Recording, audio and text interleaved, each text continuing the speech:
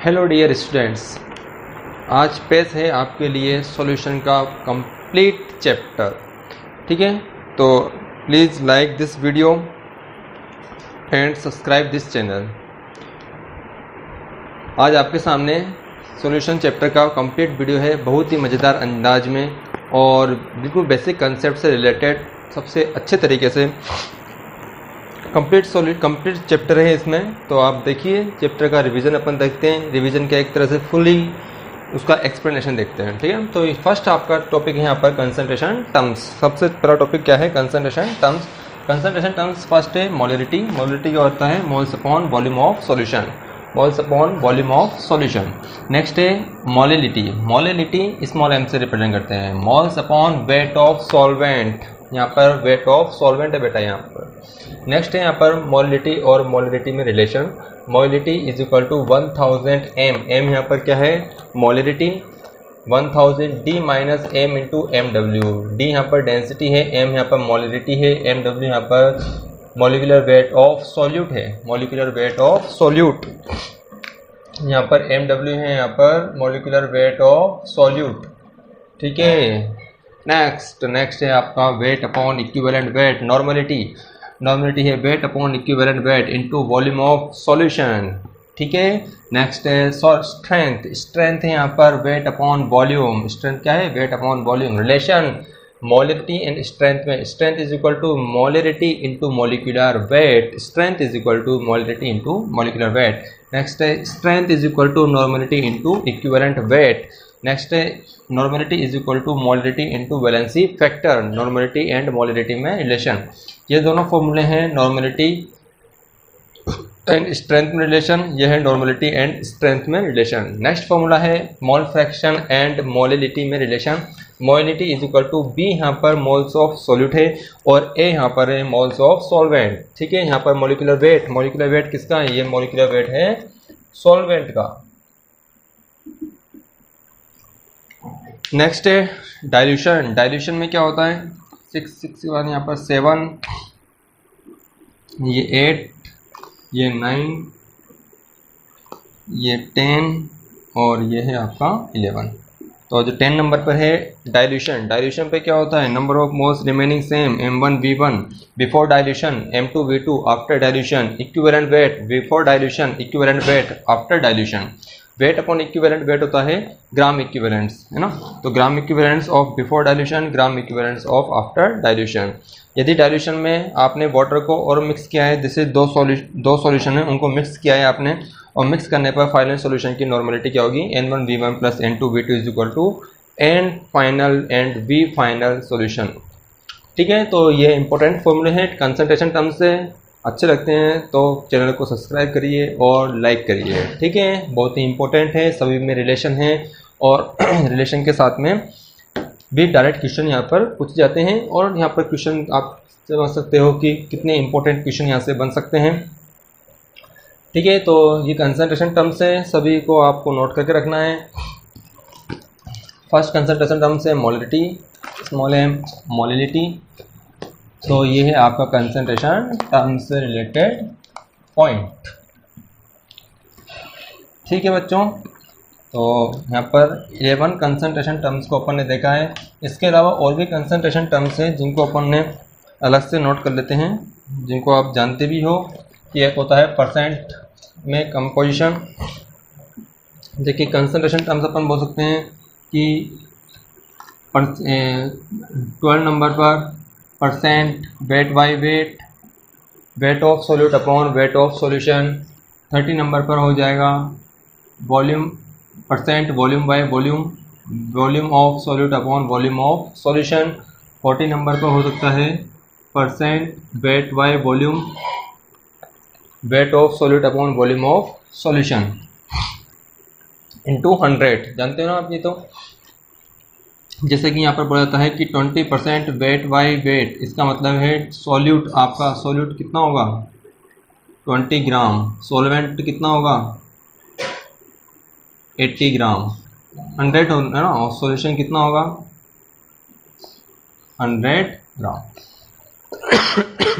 ठीक है, तो ये आपका कंसंट्रेशन टर्म्स। इसके बाद पीपीएम भी होता है। पीपीएम में जैसे कि वेट बाई वेट, पीपीएम क्या होगा, weight of solute upon weight of solution into 10⁶, ये पीपीएम में।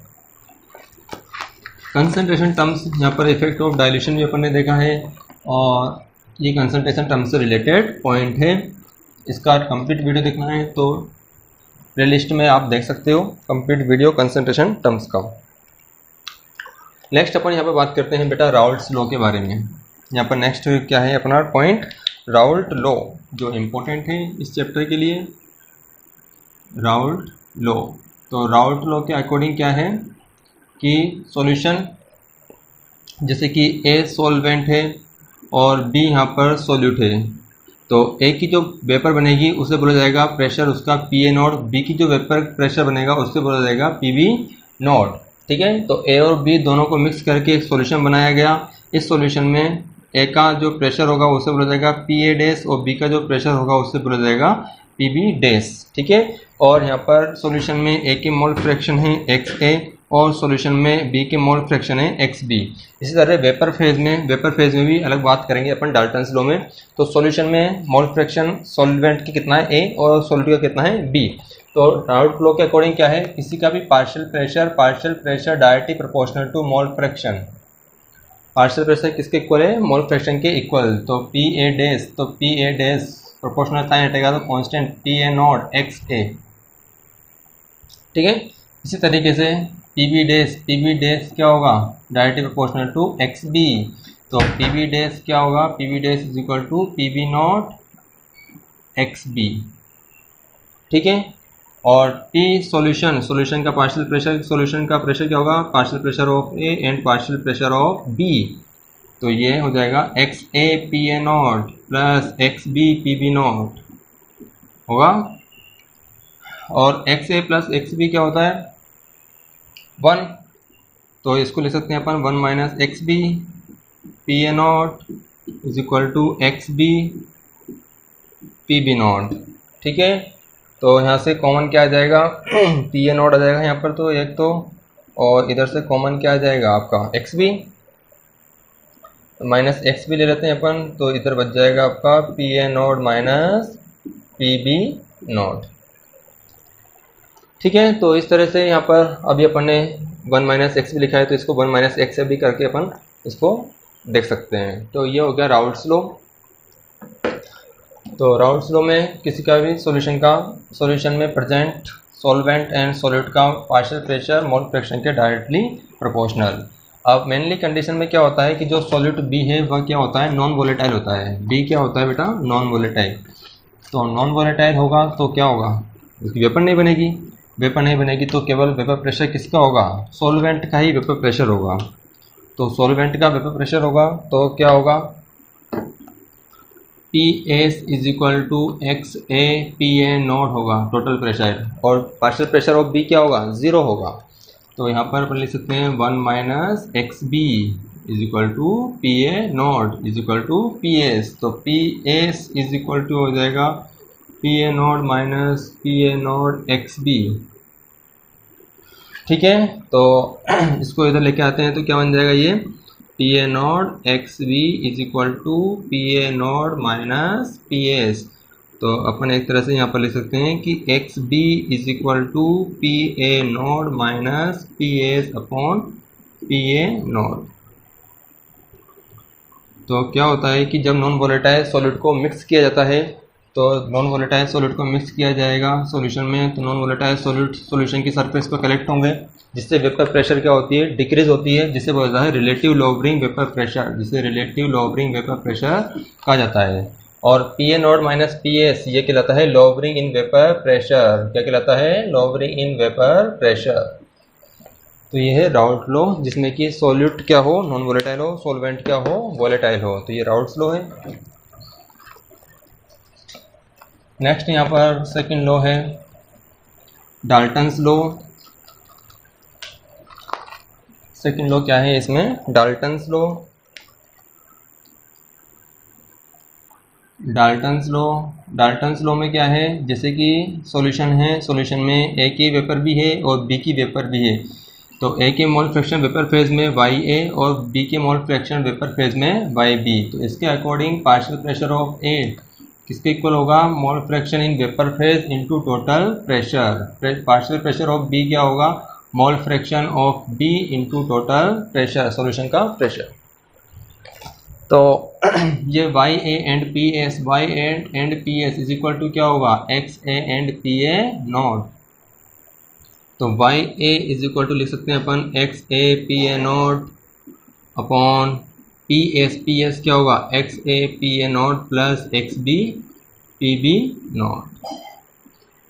ठीक है, इस तरह से वाई बी क्या होगा, y B is equal to x B P B P B naught upon x A P A naught plus x B P B not. तो यहाँ पर अपन mole fraction in vapour phase में calculate कर सकते हैं यदि आपको मोल फ्रैक्शन सॉल्यूशन में प्रेजेंट है। तो सिंपल से क्वेश्चन बनते हैं, इजी है बिल्कुल ही, बट आपको पता होना चाहिए कंसेप्चुअल कि x क्या है और y क्या है। x है बेटा यहाँ पर mole fraction present in solution, और y क्या है, mole fraction present in vapour phase. तो ये है डाल्टन्स लॉ। नेक्स्ट जो है थर्ड लॉ किससे रिलेटेड है, हेनरी लॉ से related, solubility of gases in solution, solubility of gases in solution. Third law है हेनरी लॉ।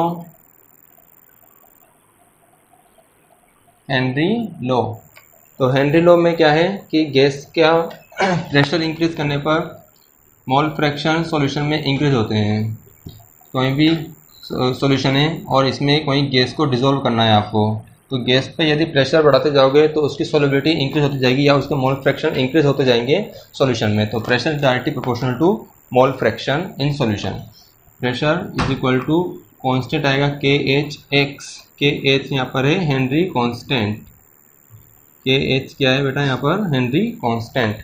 तो के एच क्योंकि प्रेशर तो कांस्टेंट है तो के एच बढ़ेगा तो मोल फ्रैक्शन डिक्रीज होगा, मतलब के एच इंक्रीज होने पर सोल्युबिलिटी या मोल फ्रैक्शन इन सॉल्यूशन क्या होगा, डिक्रीज। इसी तरीके से टेम्परेचर इंक्रीज होने पर भी सोल्युबिलिटी क्या होती है, डिक्रीज होती है। तो जिस गैस का सोल्युबिलिटी या हेनरी कांस्टेंट ज़्यादा होगा उसकी सोल्युबिलिटी क्या होगी, कम होगी। हेनरी लॉ फर्स्ट लिमिटेशन है हेनरी लॉ की, यह लो प्रेशर पर वर्क नहीं कर, लो टेम्परेचर पर वर्क नहीं करता है। सेकंड लिमिटेशन है हाई प्रेशर पर वर्क नहीं करता है। और थर्ड है reacting gases like HCl and NH3 जो गैस सॉल्यूशन के साथ में रिएक्ट करती है उन पर भी ये लॉ वर्क नहीं करता है। ठीक है, तो ये तीन लिमिटेशन है इसकी हेनरी लॉ, क्योंकि हाई प्रेशर पर एक लिमिटेड प्रेशर पर ही ये वर्क करेगा गैस की सोल्युबिलिटी। यदि गैस पहले से रिएक्ट कर रही है तो रिएक्ट गैस का सोल्युबिलिटी पहले से ज़्यादा है तो उसको प्रेशर बढ़ाकर सोल्युबिलिटी का इंक्रीज़ करना कोई बात नहीं होती है, क्योंकि गैस की सोल्युबिलिटी उसकी इंक्रीज़ की जाती है जिस गैस की सोल्युबिलिटी क्या हो, डिक्रीज़ हो पहले से ही सॉल्यूशन में। तो ये हेनरी लॉ है। E इज इक्वल टू के एच एक्स। एक हेनरी लॉ का फॉर्मूला और है यहाँ पर, हेनरी कांस्टेंट की जो यूनिट है वह ATM में है। एक फॉर्मूला और है S इज इक्वल टू के एच पी। एस यहाँ पर है सोल्युबिलिटी या मोलरिटी। इस केस में के एच की जो यूनिट होगी mole, litre inverse and ATM inverse. ठीक है, तो इसका फॉर्मूला यहाँ पर ये भी आपको ध्यान रखना है हेनरी लॉ से रिलेटेड में।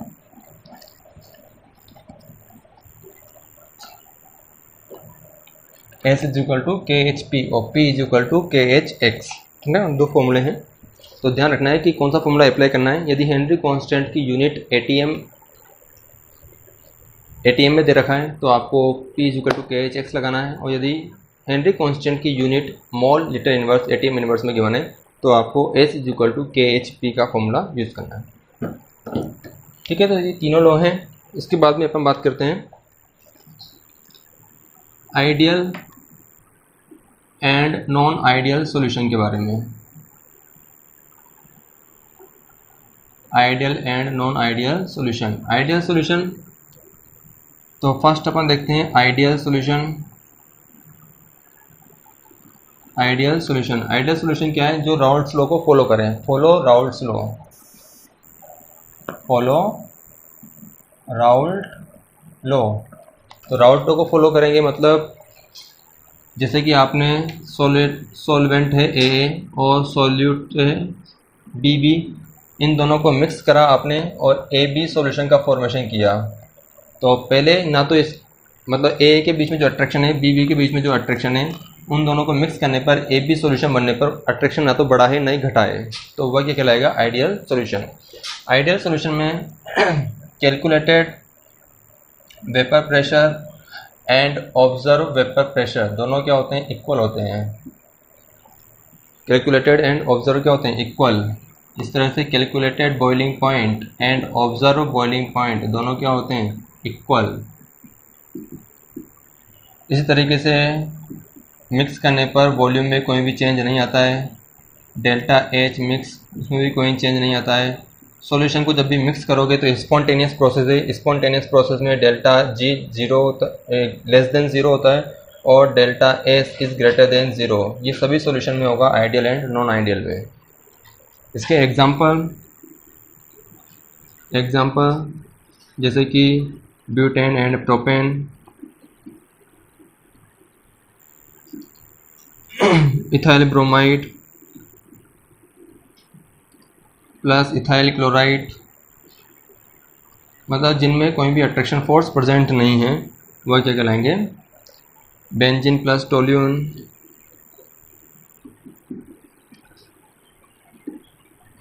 है ना,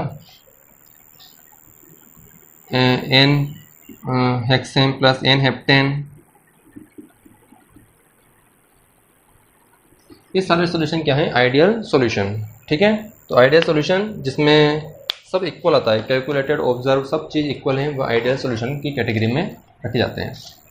और नेक्स्ट अपन बात करते हैं कौन सा सॉल्यूशन? Non ideal solution.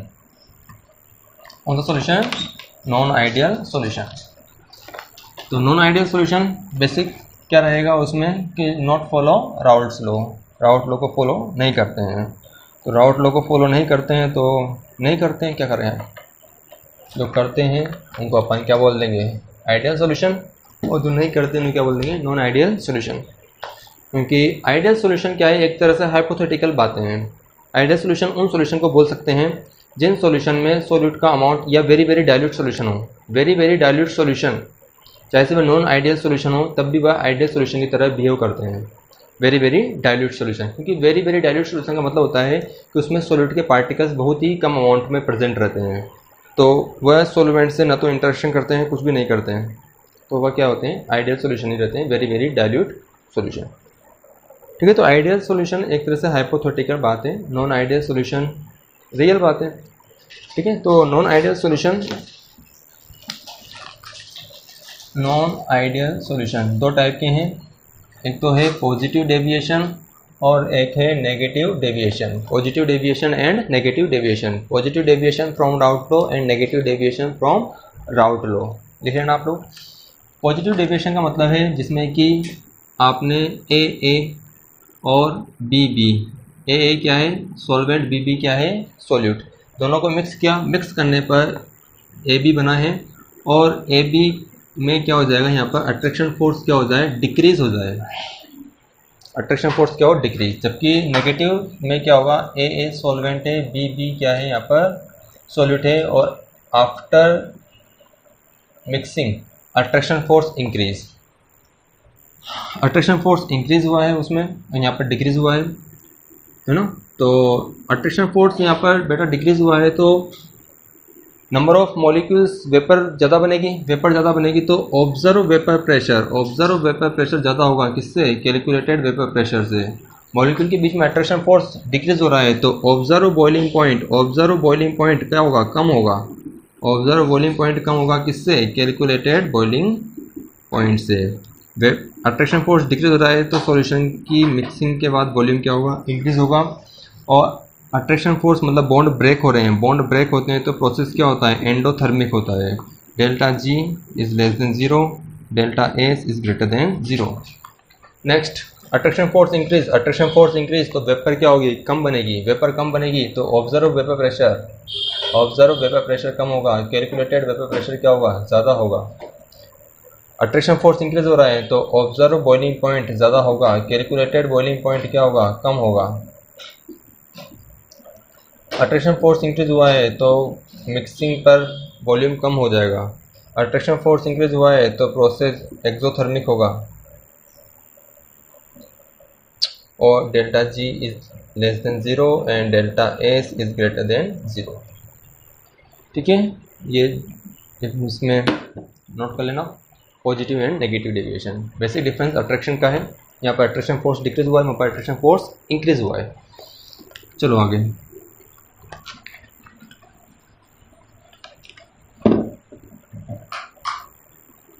बात करते हैं इनके एग्जाम्पल के बारे में। पॉजिटिव एंड नेगेटिव डेविएशन के एग्जाम्पल के बारे में बात करते हैं। तो पॉजिटिव में कौन से आएंगे जिनमें अट्रैक्शन फोर्स क्या हुआ है, अट्रैक्शन फोर्स क्या हुआ है, डिक्रीज, और इसमें अट्रैक्शन फोर्स क्या हुआ है, इंक्रीज। तो जैसे कि एग्जांपल यहाँ पर बेंजीन में पाई हाइड्रोजन बॉन्डिंग प्रेजेंट है और इसमें आपने मिला दिया CCl4 में नॉन पोलर सॉल्वेंट है ना, सोल्यूट है। बेंजीन में पाई हाइड्रोजन बॉन्ड है, जैसे कि बेंजीन का मॉलिक्यूल से CCH6 और इसके बीच में हाइड्रोजन बॉन्ड है, जैसे कि बेंजीन है, ये बेंजीन और इसमें हाइड्रोजन बॉन्ड है दूसरे बेंजीन के साथ में, और आपने CCl4 मिला दिया तो CCl4 जैसे मिलाया तो ये हाइड्रोजन बॉन्ड ब्रेक हो जाएगा, तो अट्रैक्शन फोर्स क्या हुआ है, डिक्रीज हुआ है। इसी तरीके से जैसे कि H2O प्लस CCl4, H2O में हाइड्रोजन बॉन्ड है, CCl4 ने इसको ब्रेक किया है। C2H5OH हाइड्रोजन बॉन्ड है, CCl4 ने उसको ब्रेक किया है। ठीक है, जैसे कि H2O प्लस CH2 और एक है ना, इस तरह से जो एग्जांपल है वह किस में आएंगे, पॉजिटिव डेविएशन में। नेगेटिव डेविएशन में अट्रैक्शन फोर्स इंक्रीज होता है दोनों में, जैसे कि और यहाँ पर देख सकते हैं क्लोरोफॉर्म CaCl3 जिसमें हाइड्रोजन बॉन्ड है और CCl4, इसमें देख सकते हैं कि क्लोरोफॉर्म जिसमें हाइड्रोजन बॉन्ड है प्लस बेंजीन दोनों में हाइड्रोजन बॉन्ड है, जिसमें दोनों में हाइड्रोजन बॉन्ड प्रेजेंट है नेगेटिव डेविएशन में। और क्या लिख सकते हैं, एसीटोन में हाइड्रोजन बॉन्ड प्रेजेंट नहीं है बट क्लोरोफॉर्म मिलाने पर हाइड्रोजन बॉन्ड का फॉर्मेशन होगा। तो हाइड्रोजन जैसे कि एसीटोन है, एसीटोन का molecule CH3 C double bond O CH3 और ये हाइड्रोजन बॉन्ड का फॉर्मेशन कर रहा है क्लोरोफॉर्म के साथ में। ठीक है, तो ये एग्जांपल किसमें आ जाएगा, पॉजिटिव डेविएशन में। Water H2O acid plus water, acid plus water, तो एग्जांपल किसमें है, नेगेटिव डेविएशन में। एसिड प्लस वाटर में क्या होगा बेटा, यहाँ पर हाइड्रोजन बॉन्ड और इंक्रीज होने लग जाएंगे। तो ये हैं ideal and non ideal solution.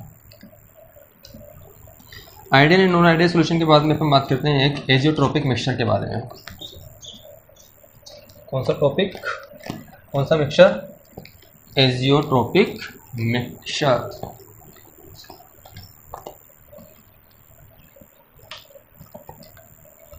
एजियोट्रोपिक mixture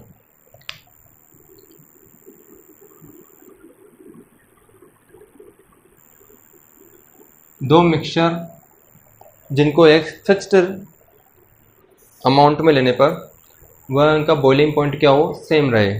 दो मिक्सचर को मिक्स करने पर उनका बॉइलिंग पॉइंट क्या हो जाए, सेम हो जाए, जिनको फ्रैक्शनल डिस्टिलेशन मेथड से सेपरेट नहीं कर सकते हैं, वह क्या कहलाते हैं, एजियोट्रोपिक मिक्सचर। जैसे कि यहाँ पर एक मैं ले रहा हूँ HCl और एक मैं ले रहा हूँ H2O। ठीक है, HCl मैंने यहाँ पर लिया है 29.1 वेट बाय वॉल्यूम, तो ये कितना बचेगा 20.1 कर देगा इसको, और ये बनेगा आपका 79.8% परसेंट ले लेते हैं ना। HCl का परसेंट कितना लिया है मैंने 20.1, तो बाकी का बचेगा जो क्या होगा H2O होगा।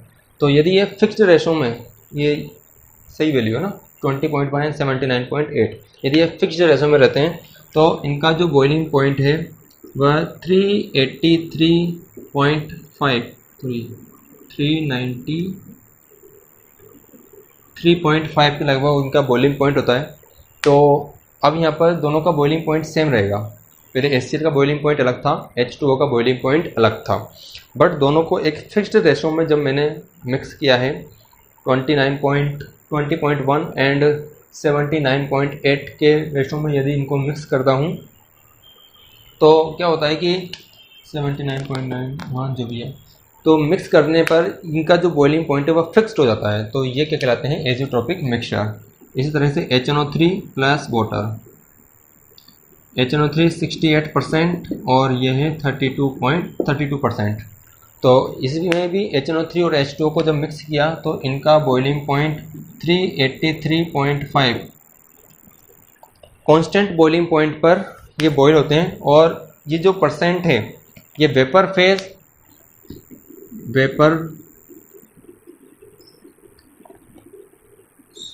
this composition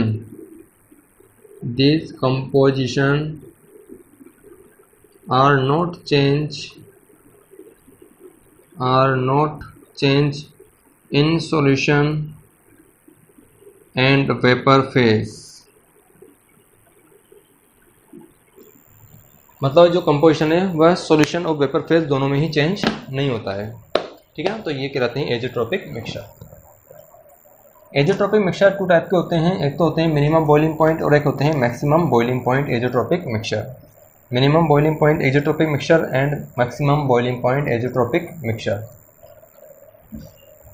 एज़ोट्रोपिक मिक्सचर दो टाइप के हैं, एक तो है minimum boiling point azeotropic mixture.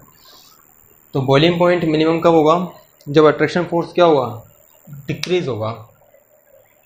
तो ये कहलाएंगे यहाँ पर positive deviation from Raoult law. और maximum boiling point azeotropic mixture, तो मैक्सिमम बॉइलिंग पॉइंट मतलब बॉइलिंग पॉइंट इंक्रीज हो रहा है, मतलब अट्रैक्शन फोर्स इंक्रीज हो रहा है। अट्रैक्शन फोर्स इंक्रीज होता है तो negative deviation from Raoult law, ठीक है ना। तो इसमें अट्रैक्शन फोर्स क्या होगा, डिक्रीज होगा। यहाँ पर अट्रैक्शन फोर्स क्या होगा, इंक्रीज होगा सॉलिड एंड सॉल्वेंट को मिक्स करने पर। ठीक है, तो एग्जांपल वही जो पॉजिटिव और नेगेटिव डेविएशन में अपन ने नोट किए वही एग्जांपल सारे के सारे इसमें आ जाएंगे। ठीक है यहाँ तक। इसके बाद में नेक्स्ट अपन स्टार्ट करते हैं colligative property.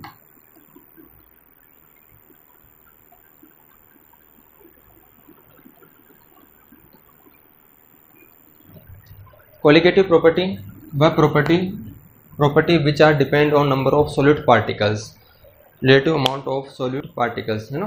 Colligative property which property are depend on number of solid particles are called colligative property and this property are given in very very dilute solution. Very very dilute solution का मतलब है small N plus capital N is equal to क्या होगा, capital N. First colligative property यहाँ पर अपन देखते हैं relative lowering vapour pressure. तो नॉन वोलेटाइल सॉलिड को मिक्स करने पर वेपर क्या होती है, डिक्रीज होती है, वेपर कम बनती है, तो उसे क्या बोलते हैं अपन, रिलेटिव लोअरिंग वेपर प्रेशर। और इसका फॉर्मूला हमारे पास था P not minus P S upon P not small N upon capital N. नीचे सॉल्यूशन का आएगा, उसको अपने नेग्लिजिबल मान लिया है। सेकेंड कोलिगेटिव प्रॉपर्टी है elevation in boiling point. Elevation in boiling point, तो ये भी colligative property elevation in boiling point. Elevation क्या, बॉइलिंग पॉइंट क्या होता है, vapour pressure of solution are equal to atmospheric pressure ना, temperature at which vapour pressure of solution are equal to atmospheric pressure, this temperature are called boiling point. तो vapour कम बनेगी, vapour को ज़्यादा बनाने के लिए टेम्परेचर को राइज करना पड़ेगा, तो टेम्परेचर को राइज करना पड़ेगा तो वह क्या कहलाएगा, elevation in boiling point. Elevation in boiling point कहलाएगा delta T B. Delta T B directly proportional to small N upon capital N. ठीक है, क्योंकि वेपर प्रेशर जितनी कम होगा तो उतना ही, है ना, नॉन वोलेटाइल सॉलिड को मिक्स करोगे तो वेपर कम बनेगी, वेपर कम बनेगी तो वेपर को ज़्यादा बनाने के लिए क्या करना पड़ेगा, टेम्परेचर को राइज करना पड़ेगा। तो delta T B directly proportional to small N upon capital N, या n upon weight upon molecular weight. Molecular weight particular solvent के लिए कांस्टेंट होगा, तो delta T B directly proportional to क्या होगा, एन अपॉन डब्ल्यू। ठीक है, N upon W. तो यदि कांस्टेंट यहाँ प्रोपोर्शनल साइन हटाया जाएगा तो delta T B is equal to K N upon W. ठीक है, यहाँ पर के क्या है, elevation constant. If N is equal to 1 mole and W is equal to 1 kilogram. ठीक है, तो उस कंडीशन में डेल्टा टी बी क्या होगा, के बी के इक्वल। तो एन अपॉन डब्ल्यू क्या है यहाँ पर, मोलिटी। तो 1 मोलिटी का टेम्परेचर, 1 मोल सॉल्यूट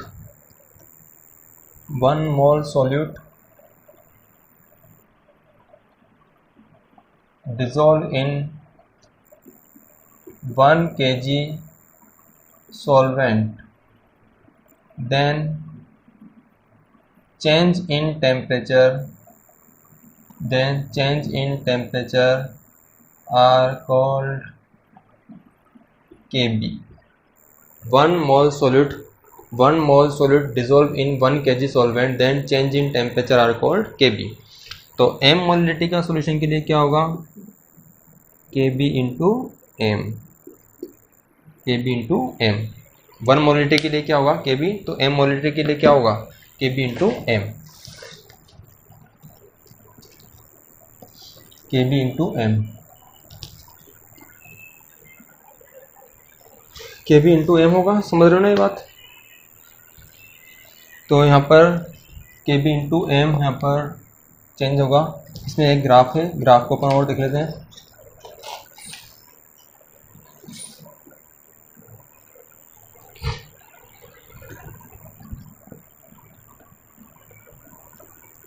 ध्यान देना, delta T B is equal to K B होगा जब सॉल्यूशन क्या हो, 1 मोलिटी का हो। तो m इज इक्वल टू 1 हो जाएगा, delta T B K B का हो जाएगा। यदि m के लिए निकालोगे तो delta T B into M होगा। देखिए यहाँ पर ग्राफ बनाया है, vapour pressure versus temperature.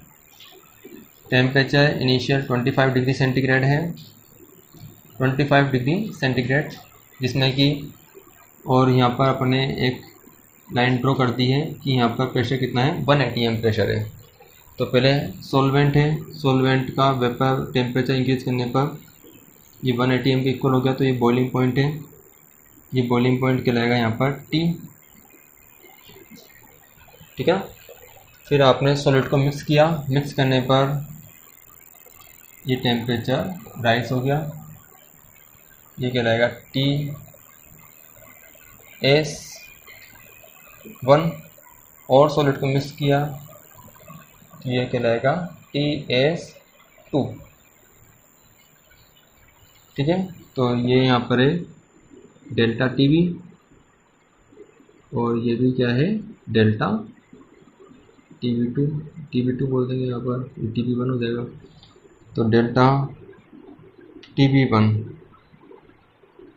Is equal to TS1 minus T, solution का टेम्परेचर माइनस सॉल्वेंट का temperature.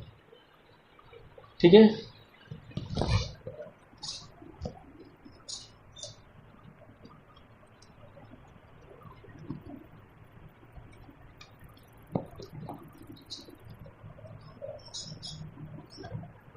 Next third colligative property है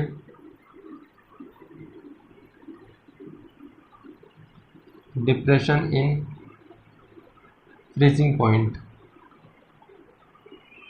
depression in freezing point. Depression in freezing point में क्या है, देखिए यहाँ पर ये वेपर प्रेशर। फ्रीजिंग पॉइंट क्या होता है, जहाँ पर सॉलिड की एंड सॉल्वेंट की वेपर प्रेशर इक्वल होती है, उस फेज को क्या बोलते हैं अपन, उस टेम्परेचर को क्या बोलते हैं अपन, फ्रीजिंग पॉइंट। जैसे कि ये सॉलिड की वेपर बन रही है, ठीक है, और यहाँ पर सॉल्वेंट की वेपर है। ये टेम्परेचर का पॉइंट है यहाँ पर 25 डिग्री सेंटीग्रेड, और ये सॉलिड है और यहाँ पर ये है सॉल्वेंट। तो सॉलिड की वेपर, यहाँ पर सॉलिड की वेपर तो कम बनेगी और सॉल्वेंट की वेपर ज़्यादा बनेगी।